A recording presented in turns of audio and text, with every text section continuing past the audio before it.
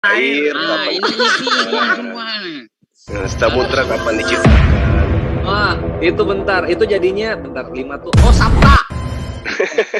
Jadinya Begini Bang Suma, nanti kalau tanya gitu tunggu saya bertapa dulu ya. Iya. Iya, karena memang tidak ada ditulis di situ semuanya. Karena itu kerangka iman Kristen ini begitu, karena memang melibatkan karya manusia, di mana sangat jelas ya. Ketika dari pertama sekali. Oh, panca tunggal dulu. tuh. Jadi Allah Bapa, Allah Roh, Allah Putra, Allah Malaikat, Allah Air. Panca tunggal. Begini kawan, saya tanya Anda. Paulus nggak masuk. Apa pengertian? Oh iya, Paulus juga nggak diciptakan. Begini, apa pengertian Anda sebenarnya tentang Tuhan? Apakah Anda berpikir bahwa Tuhan itu sesuatu yang bisa dijelaskan atau bagaimana?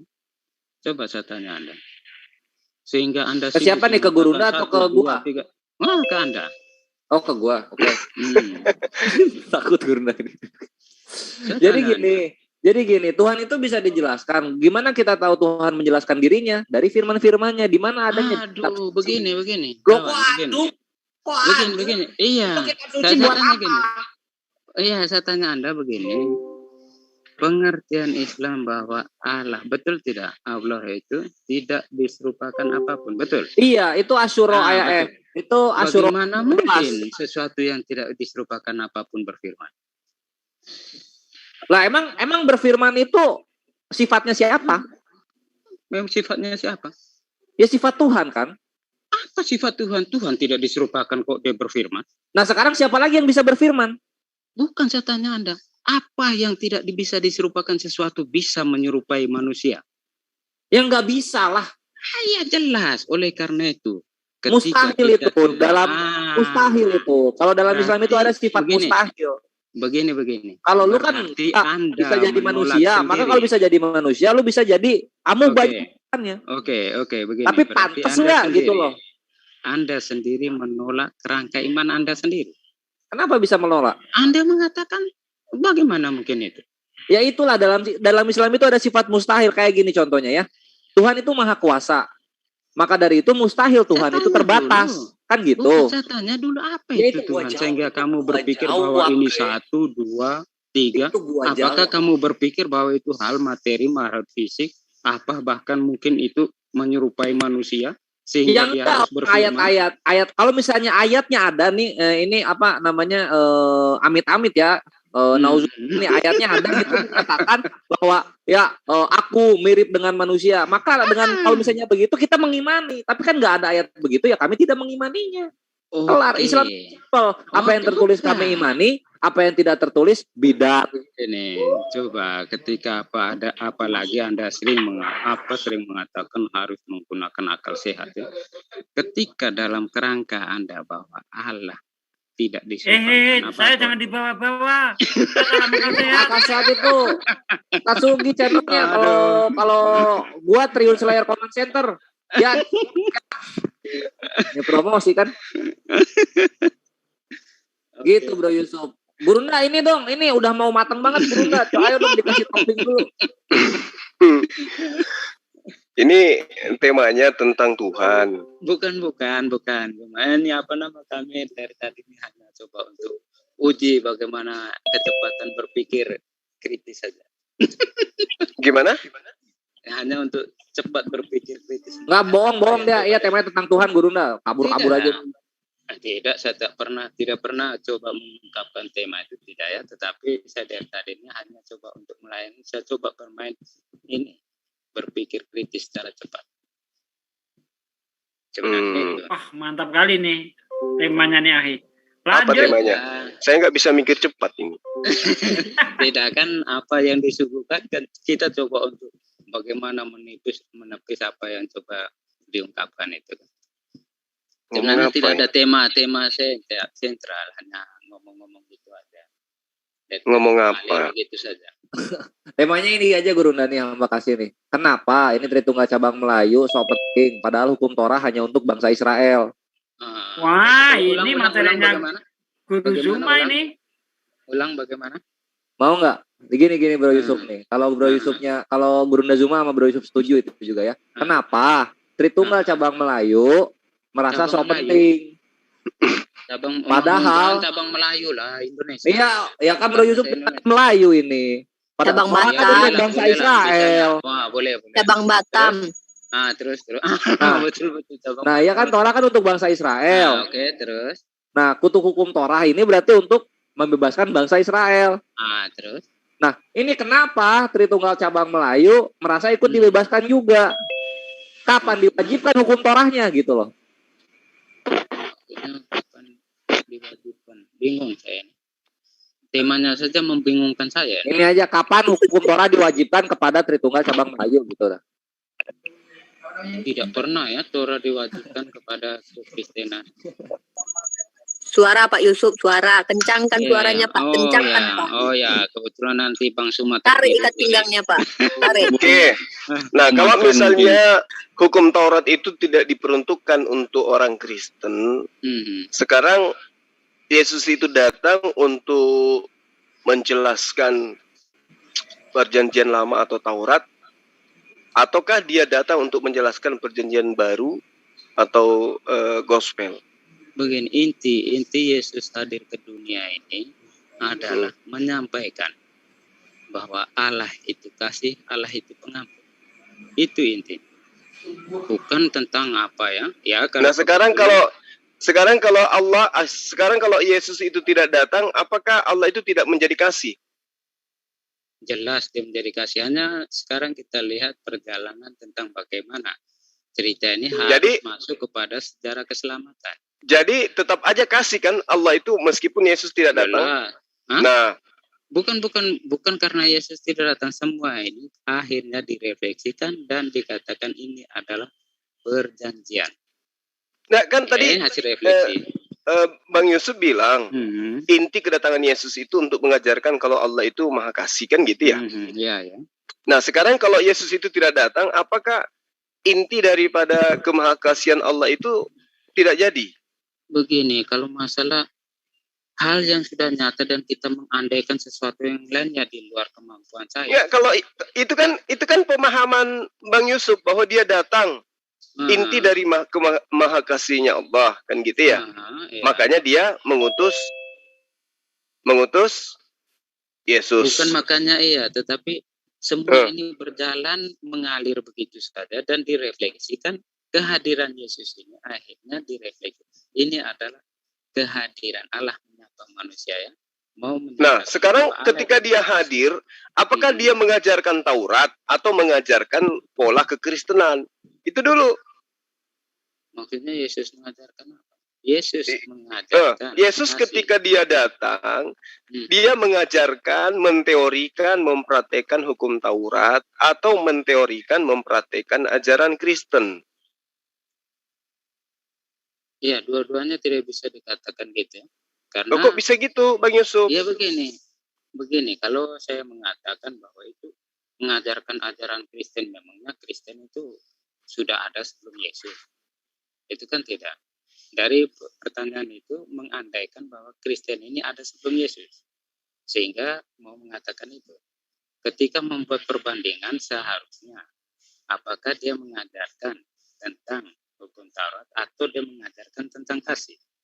Kalau mau buat gitu, tapi maksudnya tentang maksudnya gini loh, maksudnya gini. Maksudnya gini, ini kan Yesus pernah nuzul tuh, pernah nyata dia, pernah ada. Lain cerita kalau kita berbicara mengenai esensi yang tidak terlihat. Yesus kan pernah terlihat. Nah, pada saat Yesus terlihat, menampakkan sosoknya. Apakah dia menampakkan kalau dia itu orang yang taat kepada hukum Taurat atau justru taat kepada ajaran Kristen? Ini yang kedua ini yang agak sedikit tidak benar ya.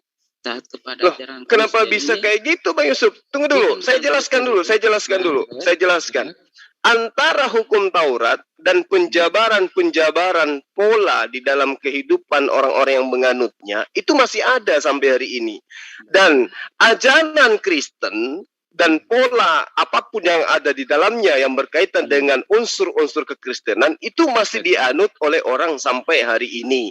Nah, sekarang pertanyaannya adalah ketika Yesus itu datang, apakah dia sebagai Yudaism atau dia sebagai orang Kristiani? Itu kan pertanyaan sudah sangat nyata gitu loh. Nah, sekarang Abang coba jujur, Bang Yusuf coba jujur. Yesus itu Yudaism atau dia Kristen? Gini, yang keduanya itu salah. Pertama itu betul Yesus itu orang Yahudi.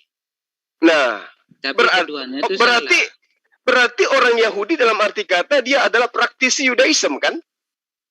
Begini, dalam pewartaan tentang Yesus di kalangan Yahudi tidak ada masalah dia menggunakan itu. Yang mewartakan tentang Yesus itu kan orang di luar. Inilah yang mendirikan Kristen. Yang mewartakan tentang Yesus inilah yang menjadikan adanya Kristen. Nah, sekarang Yesus sendiri sebagai oknum yang terlibat di dalam tatanan pengajaran Torah, dia mempraktekkan dan mengajarkan. Berarti dia adalah praktisi Yudaism, bukan praktisi Kristiani. Betul atau tidak? Yang kedua itu saya bilang salah. Kok salah pula? Ketika mengatakan Yesus adalah praktisi Kristiani. Bingung ini bagaimana ini? Loh, jadi kalau Anda menjadi Kristen sekarang, menjadi Katolik sekarang, Anda ikuti siapa? Anda mencontohi siapa? Itu yang saya bilang terbaliknya di situ.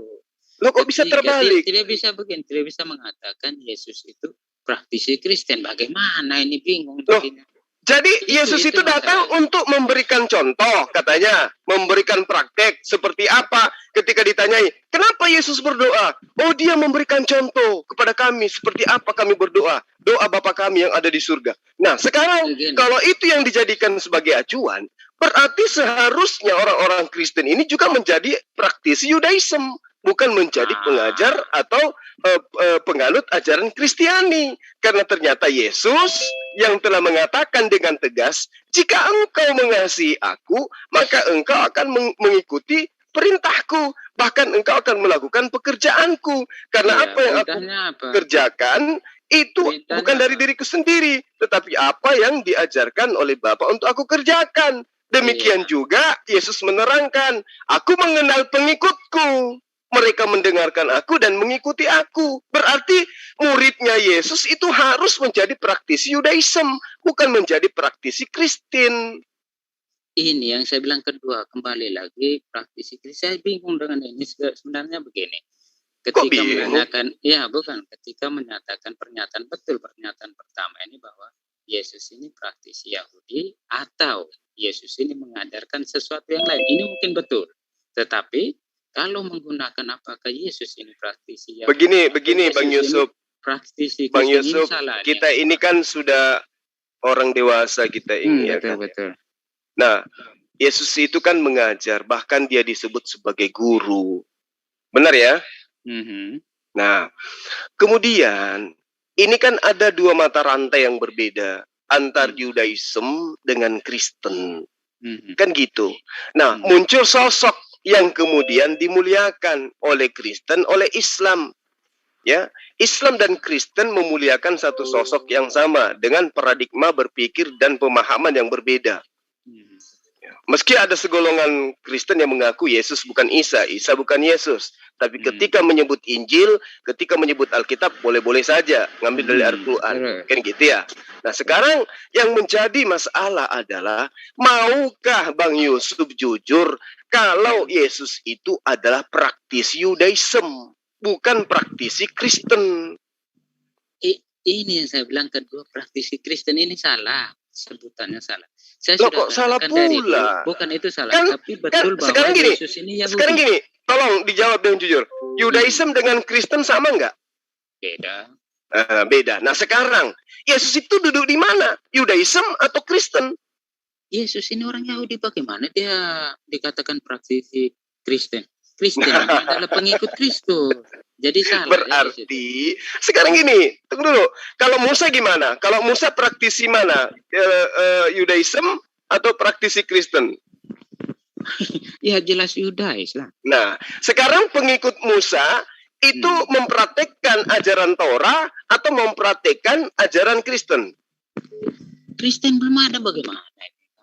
Saya tanya, praktisi Torah yang ikut kepada Musa, yang mengikut kepada Musa, itu mempraktekkan sebagai praktisi Yudaism atau praktisi Kristen? Jelas itu. Yang satu saja tidak perlu praktisi Kristen karena itu mengabdi. Nah, berarti pengikut Musa harus menjadi seseorang yang mengikuti tata pola hidup keberagamaan Musa, betul? Betul. Nah, sekarang Yesus Anda katakan dia adalah praktisi Yudaism. Betul. Nah, berarti pengikutnya harusnya menjadi praktisi? Siapa yang bilang? Mesti Yahudi. Bukan sekarang ketika Bang Yusuf, itu, jangan menyembunyikan kebenaran, Bang. Jelas. Nggak bagus. Menyembunyikan. Oleh karena Anda ngaku sebagai pengikut Yesus. Betul. Sangat Nah, betul. kalau Anda pengikut Yesus, Anda sejatinya menjadi praktisi Yudaism atau praktisi Kristen? Saya jelas Kristen lah. Loh, ikut siapa Anda? Ikut Yesus. Nama Loh, saja Yesus Kristen. katanya praktisi Yudaism. Ya, Yesus adalah orang Yahudi. Nah, enggak, bukan itu alasannya. Yesus katanya praktisi Yudaism. Betul. Nah, sementara Yesus tidak mengajarkan tentang Kristen. Bagaimana pengertian Anda Yesus mengajarkan Kristen? Sekarang saya tanya, antara ajaran Kristen dan ajaran Yudaism sama enggak? Begini, enggak sama. Enggak. Antara ajaran Yudaism dan ajaran Kristen sama enggak? Enggak sama. Nah, kenapa Anda bingung ketika saya mengatakan Anda pengikut Kristen, Yesus tidak? Kenapa Anda bingung? Jelas. Sementara Anda bisa membedakan antara Yudaism dengan Kristen. Saya tahu. Nah, begini. Saya bilang semua yang pertama pertanyaan itu betul tentang apa, tapi kedua pernyataan itu salah tentang Yesus adalah praktisi Kristen. Ini salah. Iya, karena alasannya karena Kristen itu adalah pengikut Yesus. Bagaimana dia praktisi? Bagaimana mungkin Kristen itu pengikut Yesus sementara Yesusnya Yudaism, Kristennya Kristen? Gimana ceritanya tuh? Ya, kamu lihat, makanya saya sudah katakan bahkan dari dulu ya. Tunggu dulu Bang, saya buka sarung dulu Bang. Perkembangan iman Kristen itu tidak sekali jadi yang plek tadi. Ketika pertama, ketika berarti Kristen mengada-adakan sesuatu yang tidak pernah dicontohkan oleh Yesus. Tidak, coba paham itu begini. Ketika pewartaan bahkan semasa hidup Yesus di kalangan Yahudi semua tidak ada masalah. Bahkan kekristenan pertama ketika Yahudi keluar menembus dinding keyahudian. Itu percuma. Orang Yahudi pun Bang Yusuf. Makanya orang Yahudi Bang Yusuf. Kristen, Bang Yusuf. Tunggu saya jelaskan dulu tadi. Gini loh Bang Yusuf. Percuma abang itu menjelaskan itu semua kalau sentralnya Anda sudah ungkap Yesus tidak mengajarkan tentang kekristenan. Yesus bukan praktisi Kristen, tapi dia adalah praktisi Yudaism. Percuma Anda menjabarkan itu lagi tadi. Oke. Begini saya bilang begini karena saya mau meluruskan pengertian. Betul, saya mau meluruskan ini. Salah ketika kita mengatakan Yesus praktisi Kristen apa nama tadi? Iya. Memang salah karena Yesus tidak pernah mengajarkan tentang konsep Kristen. Rumusan-rumusan Kristen itu tidak pernah Yesus ajarkan. Begini. Ini yang saya pun bingung.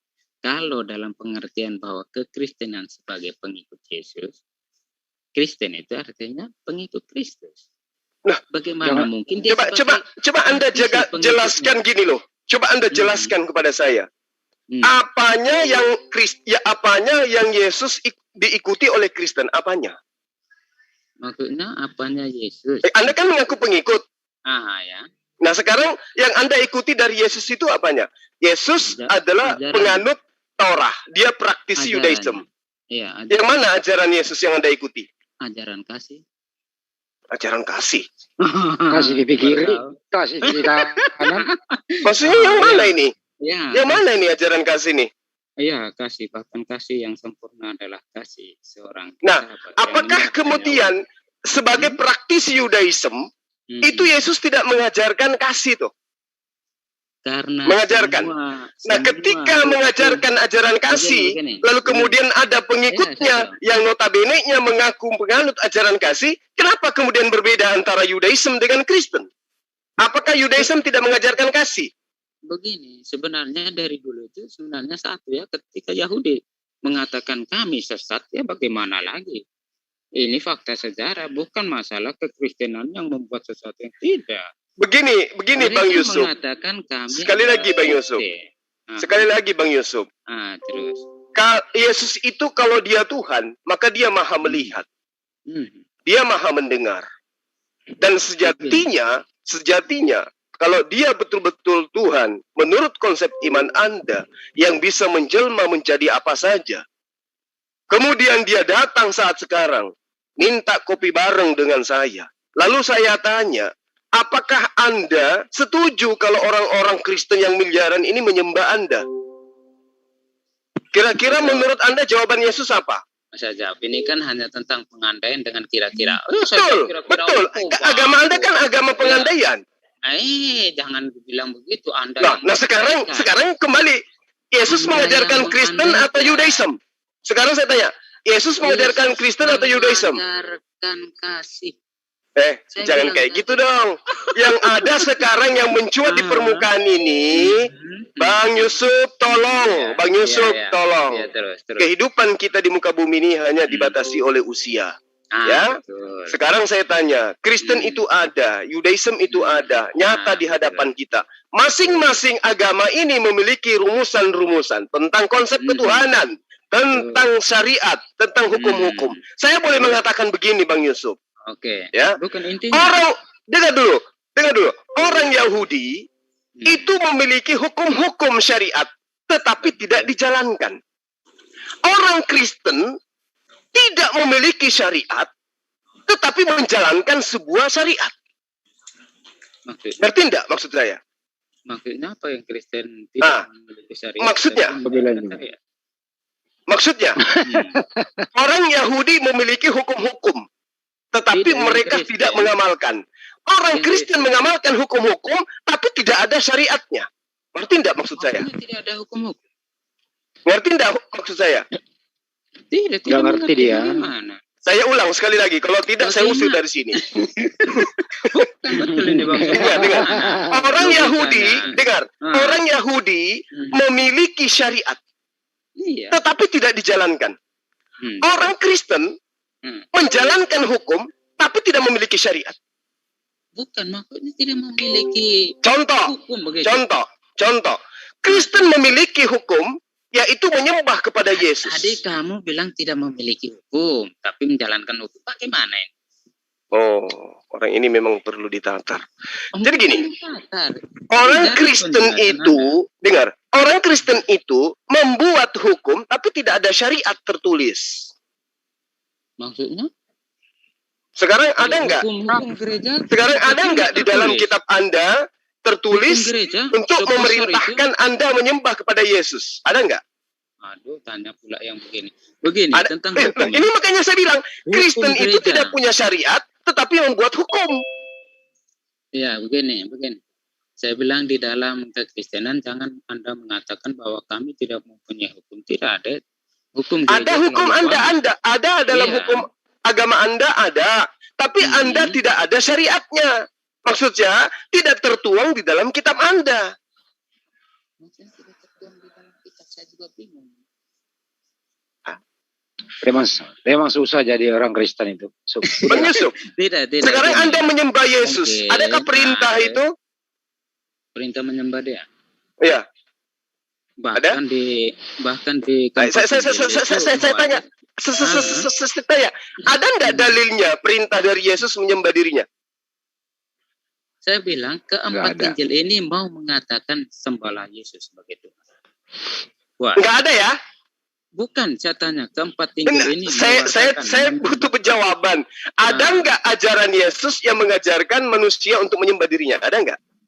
Bukan secara definitif. Kalau saya katakan Anda menyembunyikan kebenaran, Bang Yusuf. Begini, kita ini orang dewasa, Bang Yusuf. Begini, Bang. Anda praktisi Kristen, kami praktisi Islam. Sejatinya, sebagai orang yang mengajarkan agama, kita wakili agama kita, jabarkan apa yang ada di dalam agama kita dengan baik dan jujur. Karena ini sudah sering dijelaskan ya, ketika orang menjabarkan tentang bagaimana Thomas dari kisah itu ya. Thomas menyembah tentang itu, Anda mengatakan ini pewastaan. Berarti Anda pengikut Thomas? Bukan, itu yang saya bilang. Thomas menyembah Yesus katanya. Berarti Anda pengikut Thomas? Itu saya bilang salah satunya juga. Nanti dikatakan pengikut Thomas. Kalau Yesus menyembah Allah, Yesus menyembah Allah tuh. Kalau Anda menyembah Yesus, ikut Thomas kan? Mana tertulis itu Yesus menyembah Allah? Di dalam Yohanes 4 ayat 22. Aku menyembah apa yang aku kenal. Kalian menyembah apa yang kalian tidak kenal. Bukan. Saya tanya dulu, di situ dengerin dulu. Apa yang tertulis, apakah Yesus menyembah Allah? Tidak kan? Apanya tuh? Apakah di situ tertulis Yesus menyembah Allah? Oh jelas, bukan lagi tertulis, dia yang mengakui. Bagaimana? Kamu sudah mengatakan jangan ada dusta di antara kita. Ya, terus dustanya saya di mana? Di Biblos itu mana ada kata Allah? Nah, Allah ada, Allah nggak ada ya? Allah ada. Aduh. Bang Yusuf. Anda sekarang tinggal di mana, Bang Yusuf? Di Indonesia. Buka kitab Anda, buka buku terjemahan Anda. Iya. Tidak ada nama Theos di sana. Semua diganti menjadi Allah. Karena itu, ya, Bang Yusuf ya. Karena itu Yesus menyembah Allah, bukan menyembah Allah. Itu pun belum ada tertulis Yesus menyembah Allah. Itu sama halnya kami mengimani Ibrahim, Anda mengimani Abraham. Itu sama aja, menceritakan oknum yang sama, Bang Yusuf. Oleh karena itu, ya saya tahu. Oleh karena itu, ketika saya jelaskan tadi, ini tembakannya bukan ke situ. Tembakan. Ya, sekarang yang jelas, yang harus kita kaji di sini adalah Yesus itu adalah praktisi atau orang yang menganut ajaran Yudaisme. Kitabnya kitab Taurat. Kristen tidak menganut ajaran Yudaisme. Kitabnya bukan Taurat, tetapi Perjanjian Baru. Bukan kitabnya, bukan Taurat. Memangnya PL itu apa? Loh. Jangan sampai kita kembali ke tema yang dulu. Anda cuma punya buku terjemah. Entah dari mana terjemahannya. Sampai saya ngajarin kapan lembaga Alkitab Indonesia itu didirikan. Jangan sampai ke situ lagi. Begini Bang, bahkan saya mau tahu sendiri dalam Yahudi ketika Yahudi berani mengatakan bahwa masih ingat aja. Hanya ini. Ingat dong. Ini kita cakap, kita bicara ya. Ketika bahkan seorang Yahudi pun ada di sini mau tahu sejauh mana dia bisa menjelaskan. Nggak usah terlalu jauh. Tadi Bang Yusuf sudah akui pola kehidupan Yesus, rumusan-rumusan iman yang diajarkan Yesus itu ruang lingkupnya adalah Yudaisme. Betul? Yesus orang Yahudi itu betul. Mengajarkan Taurat betul? Saya bilang dia mengajarkan kasih. Karena semua hukum Anda Taurat jangan menyembunyikan sesuatu. Tidak, ini betul. Yesus mengajarkan Taurat atau tidak? Saya bilang Yesus mengajarkan kasih karena dia kasih yang bagaimana yang Yesus Anda anggap ajaran Yesus itu melebihi dari Torah? Coba. Bukan melebihi Torah, dengar dulu. Ya. Bahwa hukum kasih dari hukum kasih ini bergantung semua hukum Taurat. Oke. Nah, sekarang begini. Oke, tolong izinkan saya ngomong dulu, nanti Anda tanggapin. Anda mengatakan Yesus mengajarkan kasih. Islam sepakat itu. Nah, apa akibat daripada ajaran kasih? Menyebabkan manusia itu mendapatkan surga dalam kerajaan Allah. Itu betul ya? Betul ya? Benar nggak? Nanti saya tanggapi. Jadi ngomong dulu. Nggak, jawab aja dulu. Benar atau tidak? Yang mana yang posisi benar? Karena tadi saya baru mengamati Anda. Oh iya. Oke, saya ulang. Yesus mengajarkan kasih. Betul. Artinya, kasih yang diajarkan Yesus itu adalah sebuah pengajaran konsep tatanan keselamatan. Betul. Seperti apa manusia itu selamat, dengan cara apa manusia itu selamat, dengan amalan apa manusia itu bisa selamat, dengan seperti apa manusia itu selamat, itulah kasih yang Yesus ajarkan. Jadi Yesus tidak mengatakan siapa yang menyembahku selamat, siapa yang menuhankan aku selamat. Tetapi Yesus mengatakan siapa yang mentaati perintah Bapa, mentaati perintahku selamat. Betul. Itu kasih. Benar enggak? Betul. Oke. Berarti ujung-ujungnya ajaran Yesus itu adalah tentang ketaatan kepada perintah Tuhan. Pertanyaannya kemudian yang muncul, jangan pertanyaan. Konsep yang muncul kemudian adalah semua yang saya jabarkan ini muatannya itu termaktub di dalam kitab Torah. Seperti apa pengikutnya Yesus selamat harus menjalankan ketaatannya terhadap perintah yang ada dalam Torah. Semua larangan yang ada dalam Torah harus ditinggalkan. Itulah kasihnya Allah. Dia memberikan tuntunan, dia memberikan ajaran, dia memberikan rambu-rambu. Melanggar, Anda tidak selamat. Kalau Anda taat, berarti Anda kasih terhadap diri Anda sendiri. Maka Yesus mengatakan seperti itu. Jika kamu mengasihi Allah, taati perintahnya. Mengasihi aku, dengarkan perkataanku. Mengasihi temanmu, ajari kebenaran. Mengasihi musuhmu, ajari kebenaran. Nah sekarang, itu kita kunci. Itulah kasih yang diajarkan oleh Yesus. Sekarang kita tengok ke Kristen. Ajaran kasihnya Kristen. Mengajarkan manusia menyembah sesamanya manusia. Mengajarkan manusia menyembah kepada roh-roh. Mengajarkan manusia untuk melanggar hukum Tuhan yang ditaati oleh Yesus. Mana kasihnya di situ? Oke, sudah. Silakan. Sudah. Guru nah, langsung jebret dua ya. Ini ada Bro Logos nih. Bukan. Lanjut. Lanjut guys, Bro Logos kalau mau ikut silakan. Oke. Apa yang Anda maksud tentang Halo. kasih sehingga menghubungkan dengan penyembahan tentang orang? Penyembahan tentang apa? Kasih adalah hukum di atas segala hukum. Oke? Hanya atas dasar kasih. Iya, kasih apa? Jelasin yang kasih yang bagaimana maksudnya? Kasih yang paling sempurna adalah kasih. Yang mana itu? Yang kasih menyerahkan no Yesus. Apa? Yesus. Menyembah Kasih Yesus? Aduh. Kasih Yesus. Iya, kasih Yesus itu yang bagaimana? Tadi kan saya sudah menjelaskan panjang lebar. Kasih yang dimaksud Yesus itu taat kepada perintah Bapa, taat kepada perintah Yesus. Itu kasih menurut Yesus. Kasih menurut Kristen yang mana? Siapa ya itu saya sudah katakan kasih yang sempurna begini. Kasih menurut itu menurut Anda kok menurut Yesus. Itu menurut Yesus loh. Baca Yohanes 14. Jika engkau mengasihi Bapa, maka engkau akan mentaati perintahnya. Jika engkau mengasihi aku, maka engkau akan taat dengan firman-Ku. Nah, betul. Nah, sekarang kasih Kristen yang mana? Apa? Perintah Yesus apa? Kasih kan? Kasih yang sempurna. Perintah Yesus itu Bang Yusuf yang ganteng dan sedikit cantik. Perintah Yesus itu jelas. Dia adalah praktisi Yudaism. Sekarang saya tanya, ada nggak perintah Yesus itu untuk meninggalkan hukum Taurat? Ada nggak perintah Yesus untuk meninggalkan hukum Taurat? Begini, saya sudah bilang perintah Yesus itu adalah kasih. Iya, kasih itu kan saya sudah jabarkan tadi. Waduh, mana tisu? Saya menangis. Bukan kasih. Di mana hukum Taurat, semua hukum Taurat bergantung pada hukum kasih.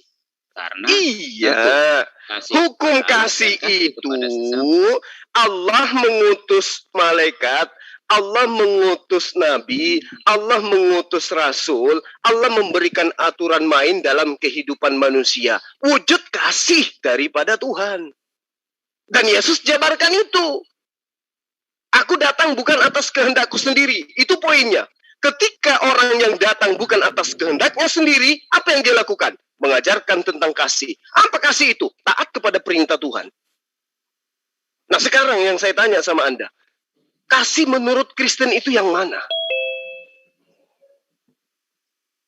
Maksudnya kasih menurut Kristen? Ya kasih menurut apa yang dikatakan Yesus. Kasih yang kalau yang dikatakan Yesus taat kepada perintahnya. Kalau taat kepada perintahnya berarti harus menjadi praktisi Yudaism. Aduh, di mana Yesus mengatakan kasih apa perintahnya adalah harus taat kepada hukum Taurat? Yakin? Memang sangat yakin. Yakin? Yakin, sangat yakin. Keempat ini, lihat ini sangat yakin. Oke. Pernah tidak Anda membaca di dalam kitab Anda, barang siapa yang mengajarkan kepada orang lain, maka dia akan menempati tempat terendah di dalam kerajaan Allah. Pernah tidak? Pernah. Itu kaitannya dengan apa? Hukum apa? Pengajaran tentang hukum Taurat. Nah, Anda belum paham di situ. Pahamnya bagaimana? Coba saya tanya. Anda mengatakan, pernah tidak Yesus membatalkan hukum Taurat? Yesus tidak membatalkan hukum Taurat karena dia waktu itu di dalam keyahudian. Oke. Ketika berarti Yesus tidak pernah menjadi seorang Kristen, kan? Ini saya bingung dari dulu ini kenapa. Ya, kan sekarang Anda yakin tidak kalau Anda Kristen sekarang? Sekarang yakin tidak kalau diri Anda Kristen? Bukan 100%, 1000%. Nah, oke, Anda Kristen, Yesus Kristen nggak? Bagaimana Yesus Kristen? Saya bingung dengan ini. Saya tanya sama Anda, Yesus pernah nggak menjadi 100% manusia? Apa hubungannya dengan Kristen? Saya mau tanya, pernah nggak Yesus menjadi 100% manusia? 100% manusia dan 100% Allah. Berarti ketika dia 100% manusia, dia menyembah kepada Sang Pencipta alam semesta. Ingat ya, dalam dikotomi. Bang Yusuf, ya ingat Bang Yusuf, saya salut kepada Anda. Anda tidak pernah menghina dalam berdebat. Saya tanya kepada Anda, gunakan akal sehat. Suaranya ketika Yesus keras Pak Yusuf.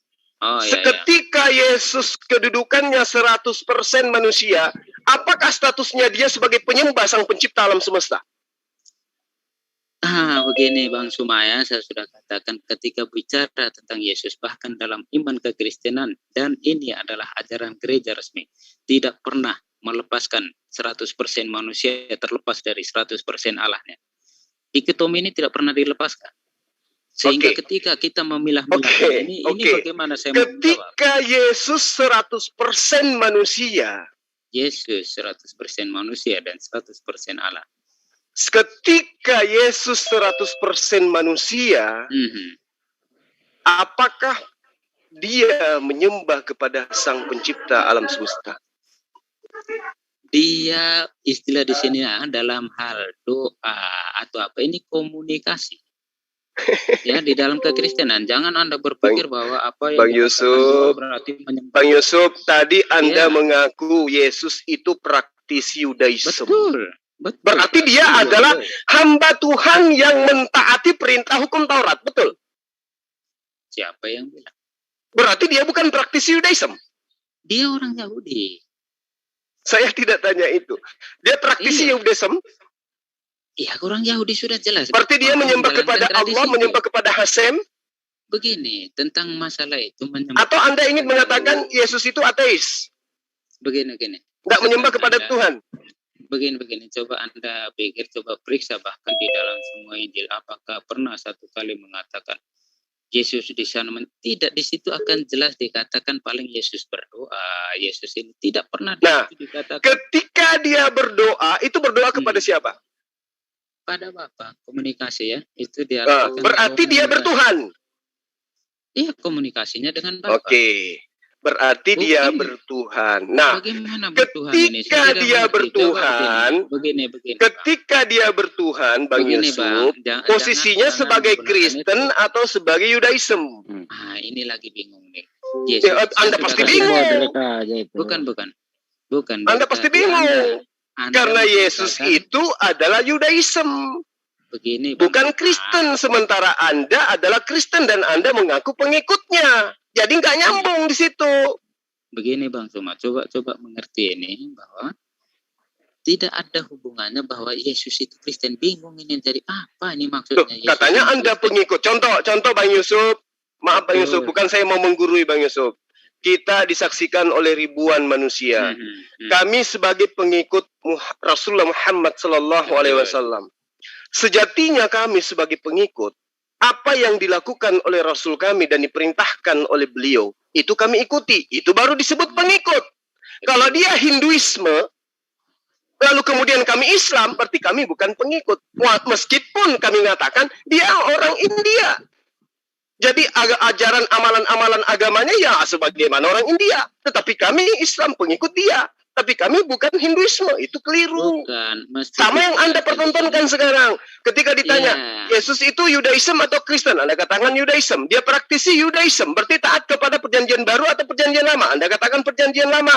Lalu Anda mengatakan Kristen Anda itu bukan taat kepada perjanjian lama dan juga bukan praktisi Yudaism, tapi pengikut Yesus. Itu nyambungnya di mana? Bagaimana nyambungnya di mana? Begini.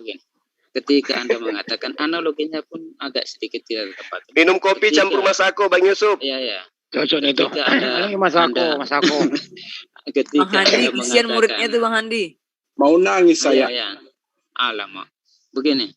Ketika Anda mengatakan pengikut Muhammad, ini juga hati-hati ya. Islam. Ini murid saya ini. Aduh, ntar gua naik lagi netizen nih. Atau apa tidak, tapi itu hal yang perlu di ini ya. Mana mungkin Islam adalah pengikut Muhammad, yang benar saja. Jadi hati-hati dengan itu. Jadi maunya? Kamu ini pengikut Muhammad, padahal. Saya pengikut Rasulullah Muhammad SAW. Apa yang salah di situ? Kamu menuhankan dia. Saya menuhankan beliau. Iya. Mana buktinya? Kamu yang bilang tadi, kamu pengikut dia atau pengikut siapa?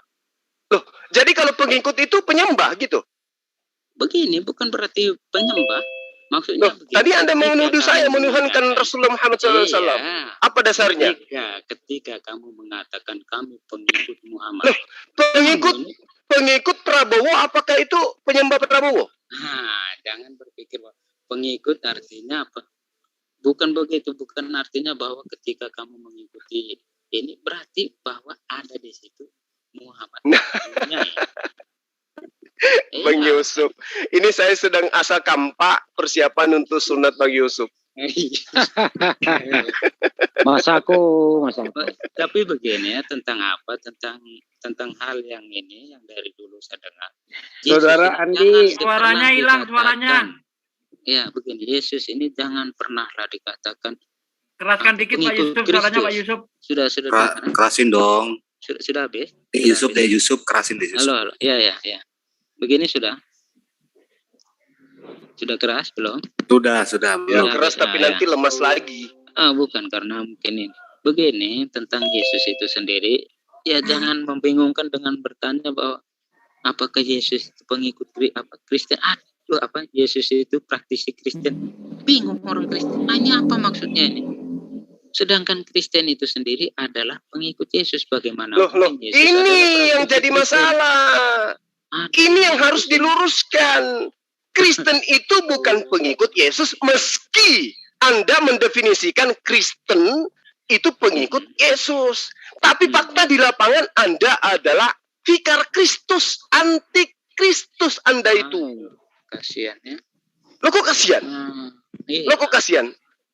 Kami yang pengikut. Juma, kamu punya statement yang salah itu ya. Coba Anda luruskan kalau saya salah. Salahnya di mana coba? Yesus adalah praktisi Yudaism. Anda? Yang bilang praktisi siapa? Saya barusan. Kamu yang bilang kalau di Alkitab nggak ada itu, dia bukan praktisi. Alkitab yang Anda maksud yang mana? Yang mana yang Anda maksud Alkitab? Ayo kita baca Matius 5 tadi itu dia menggenapi. Ya. Kalau menggenapi itu maksudnya dihilangkan gitu. Menghilangkan. Menggenapi artinya menghilangkan. Menggenapi udah pasti melakukan. Enggak, saya tanya sama Anda. Menggenapi itu menghilangkan. Babi haram ketika digenapi menjadi halal gitu maksudnya. Dengar dulu biar saya jelaskan. Praktisi beda dengan menggenapi. Standar menggenapi lebih tinggi dari praktisi. Segala hukum yang ada di dalam hukum Taurat itu dilakukan oleh Yesus. Berarti dia adalah praktisi Yudaism. Sampai bilang hari Sabat dia kok masih kerja kok, dia makan gandum orang itu. Siapanya? Orang Yesus sama murid-muridnya. Yesus? Sama, murid-muridnya juga. Coba tunjukkan dalilnya Yesus memetik gandum pada hari Sabat. Silakan. Ya, ada nggak? Ya. Kagak ada itu dalil. Kalau mengobati hari Sabat mungkin Anda bisa temukan dalilnya, tapi memetik gandum itu Anda tidak. Oh iya, muridnya, sorry. Muridnya. Ya. Kalau gitu kita tos dulu sambil minum kopi campur masako. Oke, muridnya ya. Saya baca nih. Pada waktu itu pada hari Sabat Yesus berjalan di ladang gandum. Karena lapar murid-muridnya memetik bulir gandum dan memakannya. Oke. Sudah. Ya. Tapi masalah penyembuhan, mengangkat tilam ketika orang sakit di kolam Bethesda, ya, itu nggak boleh karena ada ukurannya gitu. Di hari Sabat nggak boleh mengangkat beban dengan ukuran tertentu, dan tilam yang diangkat itu melampaui ukuran tertentu. Yesus menyuruh, berarti Yesus dengan sengaja.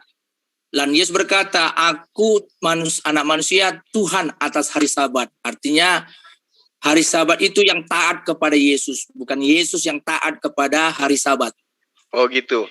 Ya. Jadi Yesus bohong dengan mengatakan bahwa barang siapa yang melenyapkan. Oh, baca dulu, makanya ini kemarin ini kurang lengkap itu. Kita baca dulu. Ayo kita naik ke Matius 5. Silakan. Barang siapa yang menghilangkan meskipun yang paling terkecil. Cuma ayat 8. Barang siapa yang menghilangkan meskipun yang paling terkecil. Matius 5 ayat 16 ya. Sekarang yang gede-gede yang dihilangkan. Oke, kita mulai dari ayat yang ke-17 ya. Ya, Matius terserah. 17 ya. Oke, saya baca ya. Janganlah Iya, kamu Pak Logos menyangka. dibaca aja. Hah? Ya, Dibaca Pak Diab, aja, janganlah aku. janganlah kamu menyangka bahwa aku datang untuk meniadakan hukum Taurat dan kitab para nabi. Aku datang bukan untuk meniadakannya, melainkan untuk menggenapinya. Itu dicatat ya, menggenapinya. Yeah. Oke, itu digarisbawahi di blok garis miring. Karena aku berkata kepadamu sesungguhnya selama belum lenyap langit dan bumi, satu iota atau satu titik pun tidak akan ditiadakan dari hukum Taurat sebelum semua terjadi. Oke? Kalau selanjutnya udah jelas. Kalaupun tidak dilakukan, dia tetap masuk surga, tapi di bawah ya. Sekarang gini, ayat 17. Ayat 19-nya gimana? Melainkan untuk menggenapinya. Pertanyaannya, ketika Yesus berkata itu, apakah sudah digenapi semua? Janganlah kamu menyangka bahwa aku datang untuk meniadakan hukum Taurat atau kitab para nabi. Aku datang bukan untuk meniadakannya, melainkan untuk menggenapinya. Ya, saya tanya, apakah pada saat dia bicara sudah digenapi? Tidak ada istilah menggenapi atau sudah digenapi. Loh, kalau tidak ada, ini kan ada. Bro, Yesus datang jangan buat untuk mengajarkan hukum Taurat. Pengajaran Yesus tentang Taurat itulah penggenapannya, bukan menghapusnya. Anda salah. Coba baca ayat 19-nya. Menggenapi beda dengan melakukan. Kamu harus bedakan itu. Kalau karena Anda ingin menjajakan endingnya dia mati di atas tiang salib, dan itu penggenapannya, benar kan? Itulah penggenapannya. Di mana Yesus katakan? Di mana? Coba. Penggenapannya.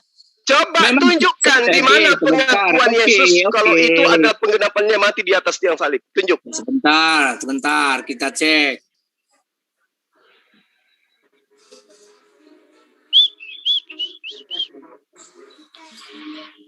Aduh. Saya kasih tahu Pak Logos di dalam Efesus 2 ayat 15, Pak.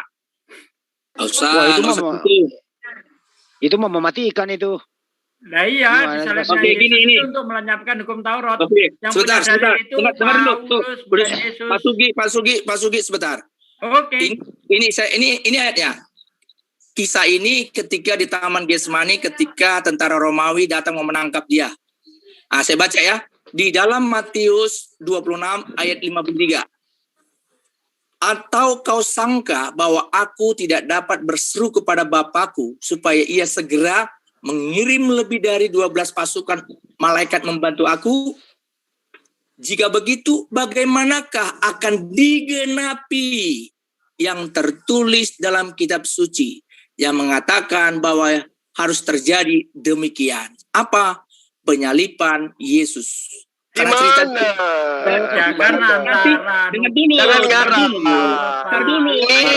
adalah rumah orang-orang dewasa dan belum ini bukan mimbar gereja. Ketika Anda menjabarkan sesuatu, ayat 55 harus ke bawah tertuang di dalam buku terjemahan Anda. Jumazdar, ayat 55 terus ke bawah, saya nggak akan baca karena panjang. Kan itu bicara penyalipan. Terus ke bawah itu penyalipan. Karena itu bicara yang bercerita tentang penyalipan sopo, Mas? Itu di situ ayat 55 ke bawah. Iya, kan? Saya tanya yang berbicara tentang penyalipan itu iki sopo? Ya, Yesus. Di mana dalilnya? Coba, jangan malu-malu. Tunjukkan. Coba. Ini bicara tertulis gimana sih ini? Cerita ini kan tersirat bahwa penggenapan itu bicara penyalip, karena ini bicara penyalipan. Di mana itu? Kok jadinya tersirat? Sementara Yesus dengan terang-terangan mengatakan, siapa yang meniadakan? Kita ini orang-orang cerdas ya. Kalau bicara sama anak-anak TK mungkin harus betul-betul angka letterlet. Anda itu mencoba untuk mengasumsikan hal yang abu-abu, sementara yang sudah terang Anda hilangkan. Ini cerita yang ditulis oleh para murid-muridnya, mata sebagai saksi mata. Dengar. Jika begitu bagaimanakah akan digenapi? Itu penggenapan, makanya Yesus tidak minta kepada Bapaknya supaya dikirim 12 pasukan malaikat membantu. Kalau dibantu nggak tergenapi lagi seperti dikatakannya untuk menggenapi. Bang Logos, kalau yang Anda jajakan sebagai Kristen itu penyaliban, Yesus tidak perlu mengajarkan pertobatan. Yesus tidak perlu ngumpet dari kejaran.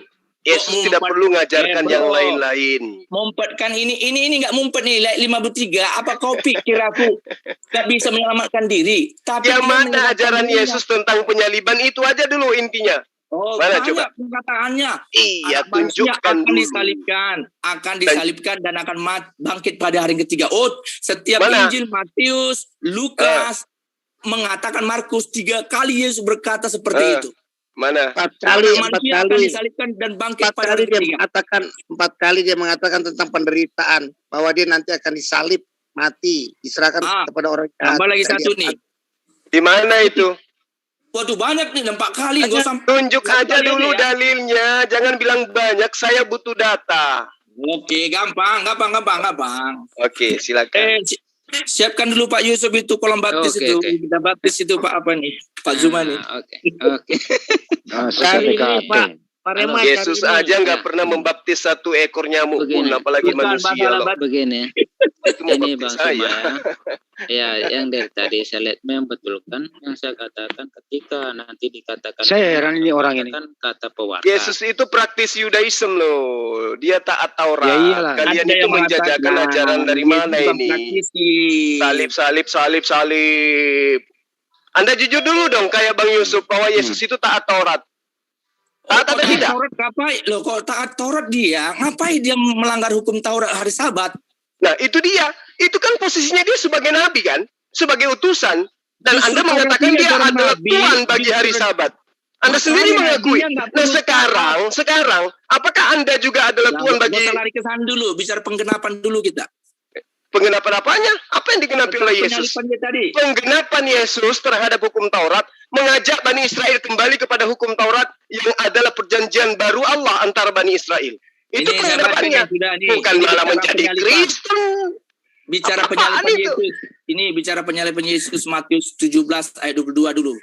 Pada waktu Yesus dan murid-muridnya bersama-sama di Galilea, ia berkata kepada mereka, maksudnya muridnya, anak manusia akan serahkan ke dalam tangan manusia dan mereka akan membunuh dia dan pada hari ketiga ia akan dibangkitkan.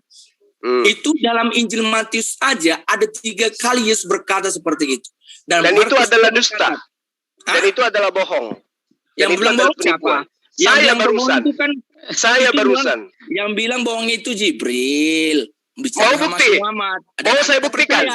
Saya mau buktikan. Kamu mau saya buktikan? Dia oke, silakan. Lukas 24 ayat 44 menerangkan.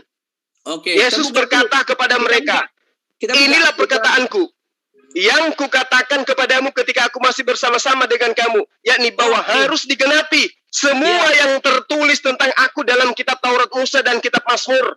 Ada tertulis demikian, bahwa Mesias yang adalah aku harus menderita dan bangkit dari antara orang mati pada hari ketiga. Pertanyaan saya kepada Kristen serigala hitam sedunia, tunjukkan di Taurat mana, di Mazmur mana yang menerangkan tentang Mesias mati, bangkit pada hari ketiga di antara orang mati. sekarang. Ketuk palu. Cari, tunjukkan. Saya mau. Hari malam ini juga Anda tunjukkan. Hanya diberitakan akan mati. Masalah bagaimana cara dia mati. Saya lebih percaya tulisan yang ada di kitab saudara yang mengatakan ada tertulis. Kalau ada tertulis berarti ada. Akan mati. Mana? Dia menunjukkan bahwa ada di dalam Taurat Musa. Dia menunjukkan bahwa ada di dalam kitab Mazmur.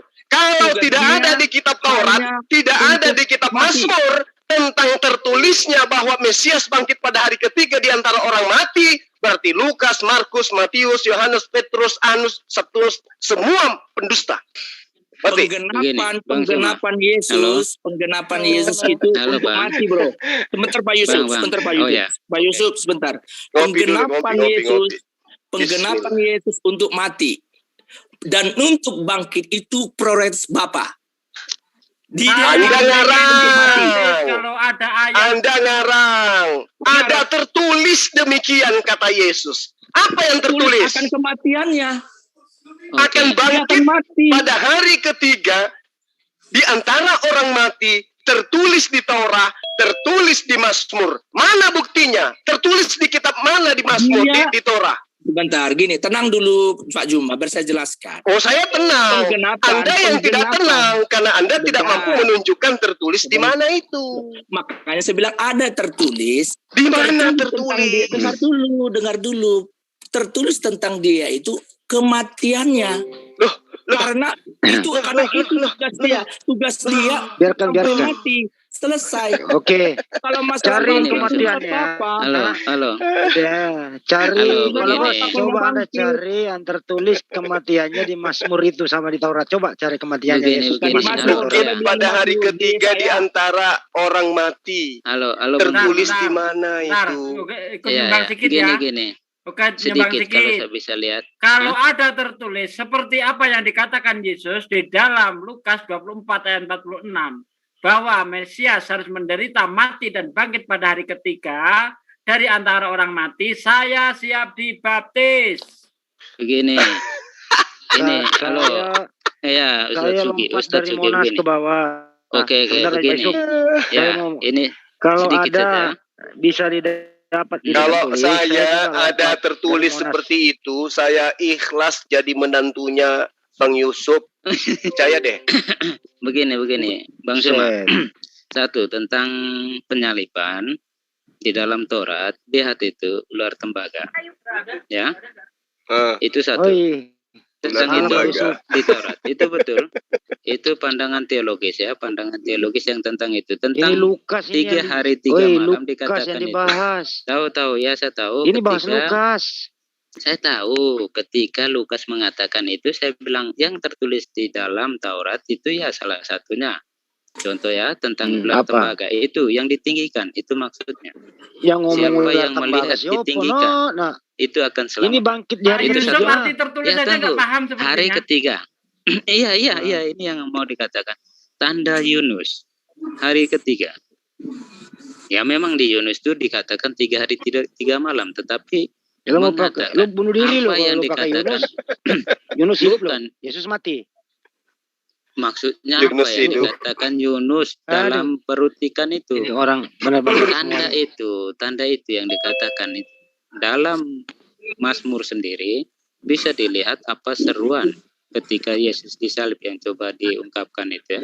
Jadi masalah-masalah ini sebenarnya bukan konkordansi yang mau diambil ke dalam situ. Bukan berarti bahwa semua literlek langsung harus tertulis seperti itu, tidak ya.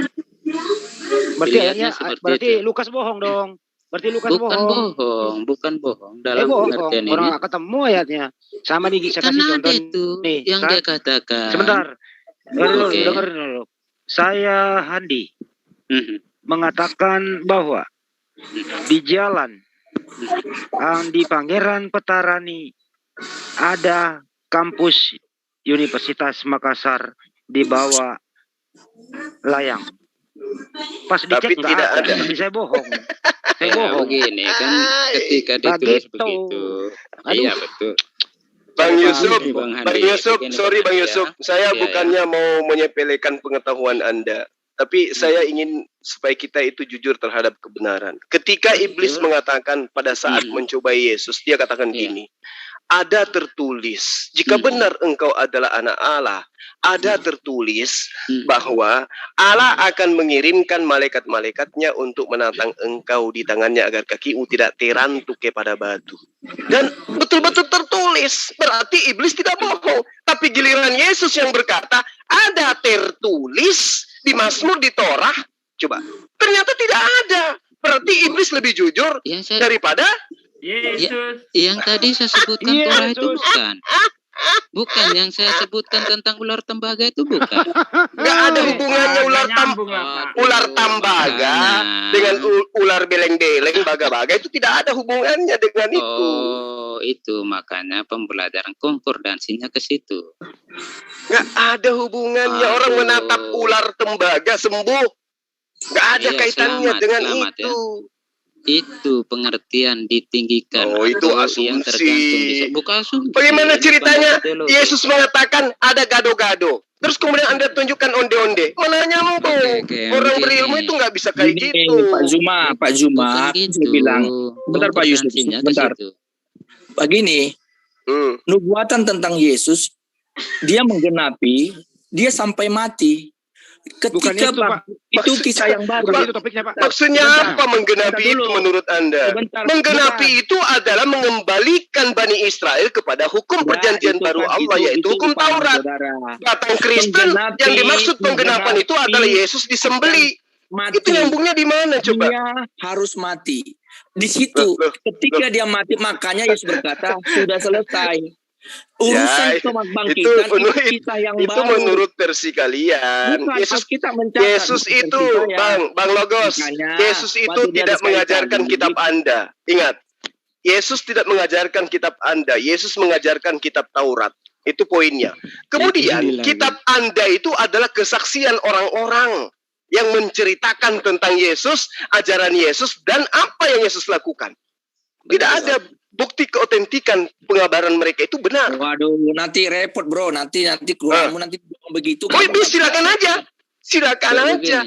Emang Al-Quran siapa yang tulis? Al-Quran itu menantang dirinya untuk diolah. Tapi dengan catatan di otak Anda itu punya alat untuk menangkap apa yang kami jelaskan. Quran siapa yang tulis? Al-Quran yang tulis adalah para sahabat Rasulullah.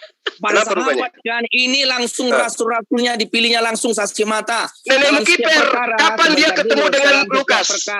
Kapan? Bila ada 2-3 orang saksi. Coba tunjukkan di mana Lukas bertemu dengan Yesus.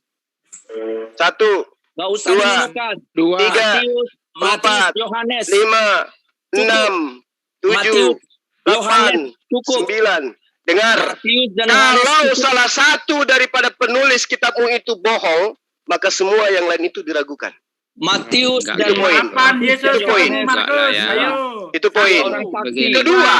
Kedua, dengar, kitabmu hanyalah terjemahan. Yesus mengajarkan dengan menggunakan bahasa Aram. Artinya, informasi yang benar tentang Yesus minimal menggunakan bahasa Aram. Sekarang kitabmu bahasa Indonesia. Kalaupun kitab terjemahanmu itu berkesesuaian dengan terjemahan pengajaran Yesus, statusnya tetap terjemahan, bukan ori dari pengajaran Yesus. Saya tanya dulu, kamu ngerti Al-Quran dari mana? Saya ngerti Al-Quran dari Al-Quran.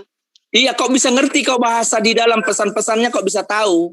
Oh ya dong. Karena ada disiplin ilmu yang harus dikuasai untuk mengetahui itu. Disiplin ilmu bukan itu. Kenapa kau mengerti bahasanya itu? Karena tahu bahasa Arab. Yang ngerti karena tahu bahasa Al-Quran. Gimana sih? Karena itu ditranslate ke bahasa Indonesia. Jangan kamu samakan dirimu. Jangan. Jangan dong, jangan sekali lagi kawan, sekali lagi. Jangan samakan dirimu. Oh, kita beda.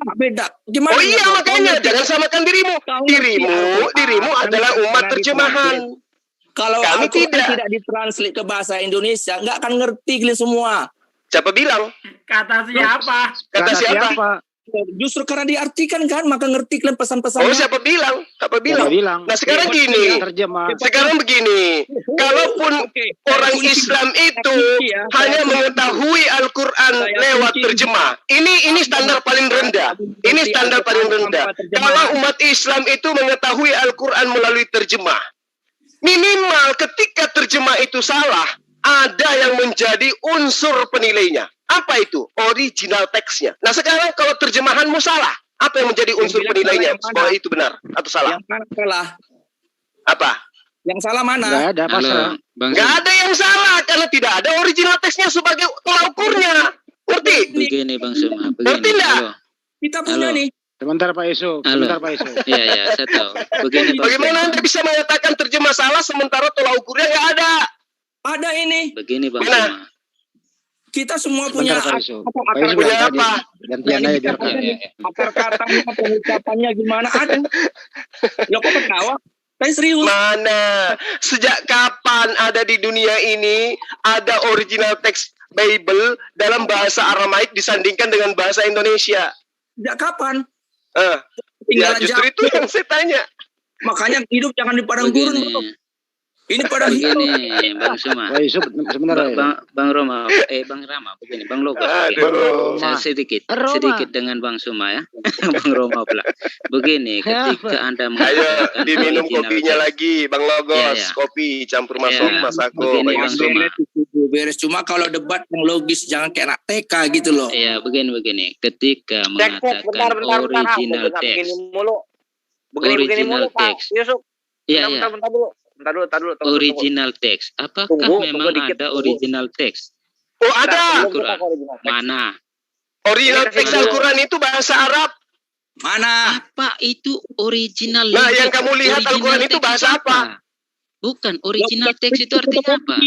Waduh, kau kawat fotokopi tuh. Ini bentar sebelum ke original text. Original language bukan berarti original text. Bang Roma. Bentar. Yusuf, bentar dulu. Ini tadi si Logos ini bertakia nih soal petik-petik gandum itu melanggar sabat. Ini ini juga loh. Ini kan sini. Enggak apa-apa. Jangan samakan.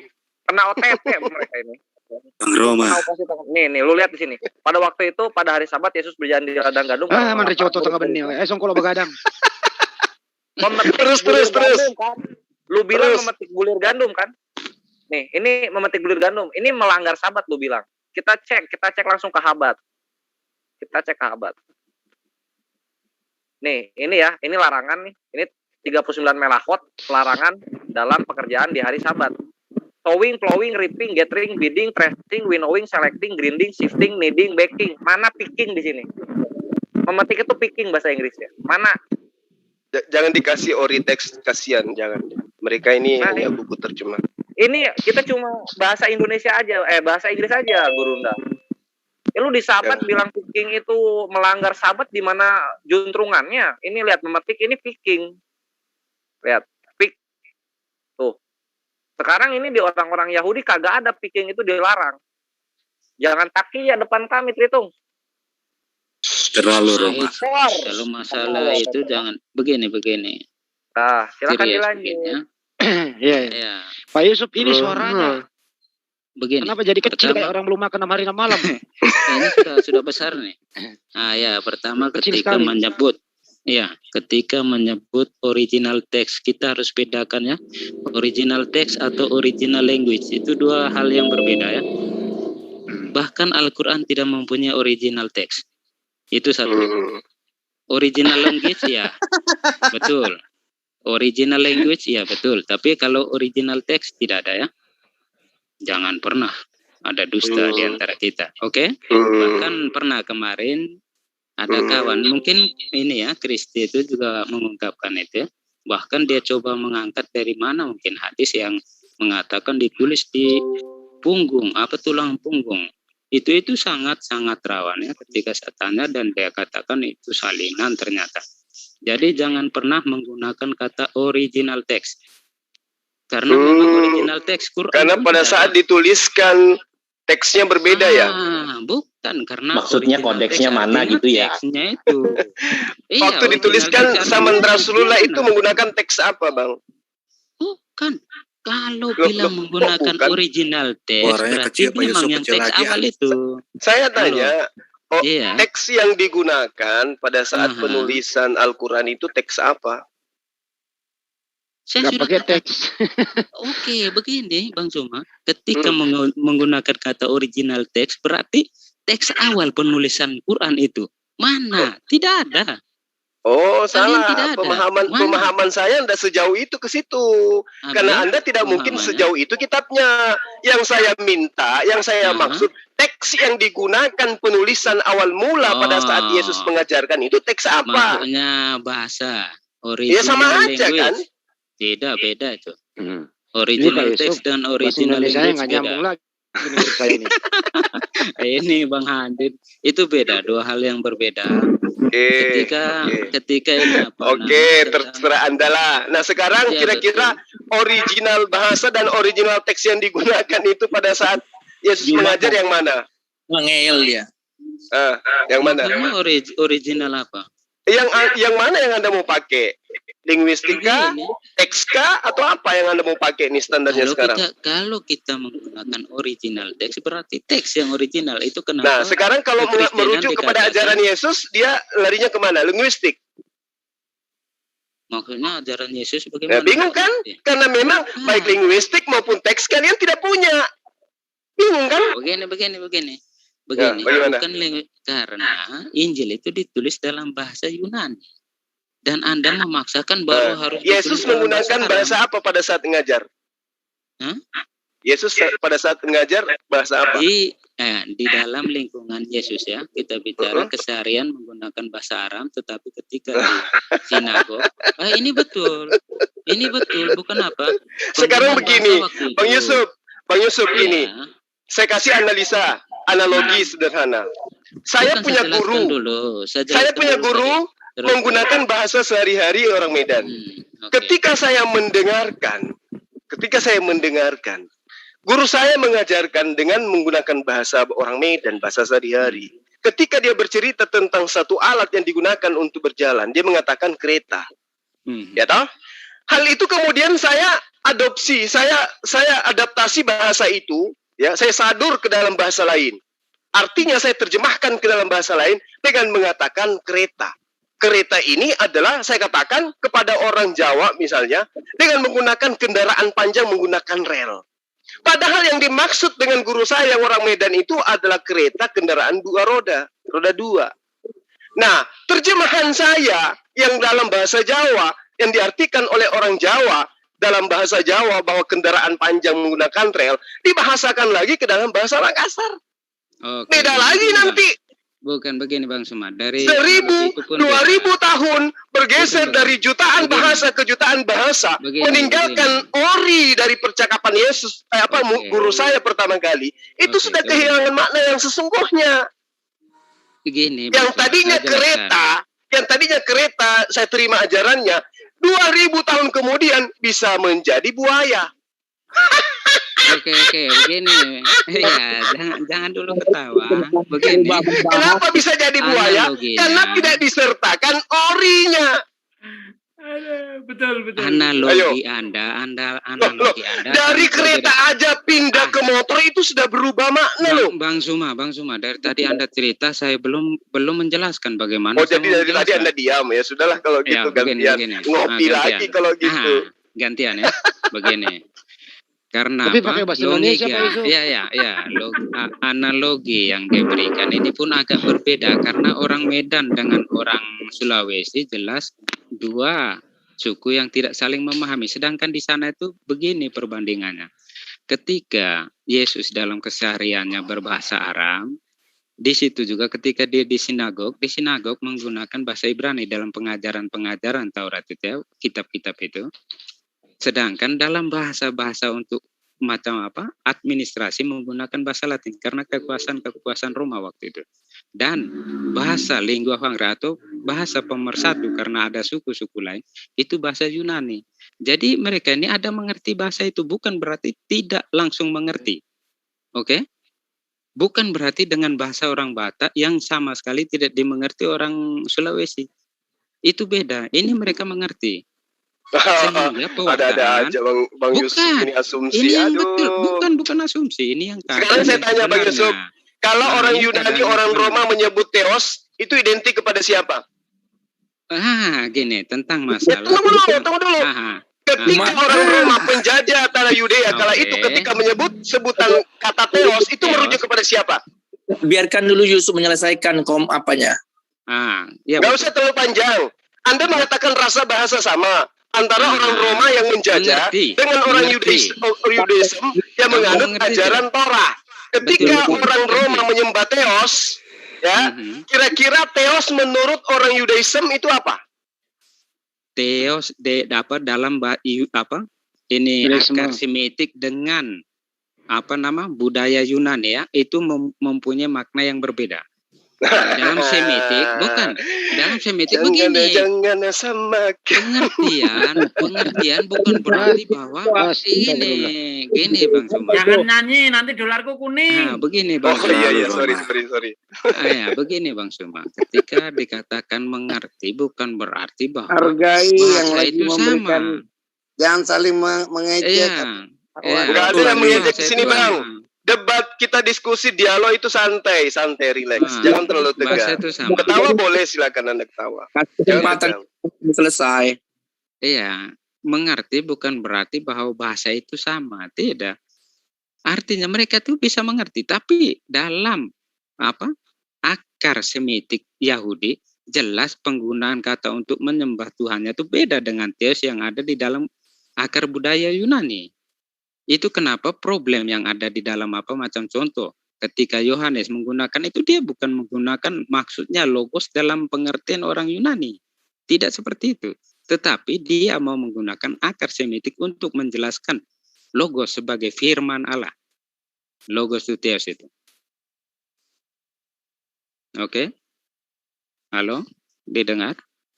Ya udah ngomong aja sendiri, ntar saya dituduh lagi.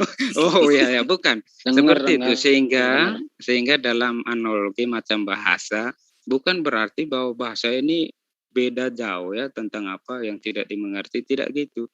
Sehingga juga timbul pertanyaan bahwa mana ajaran aslinya yang berbahasa Arab. Enggak, itu pengajaran yang mereka sering bercerita dalam bahasa keseharian juga dimengerti orang situ juga. Kalau dalam sinagog orang mengerti juga bahasa Ibrani.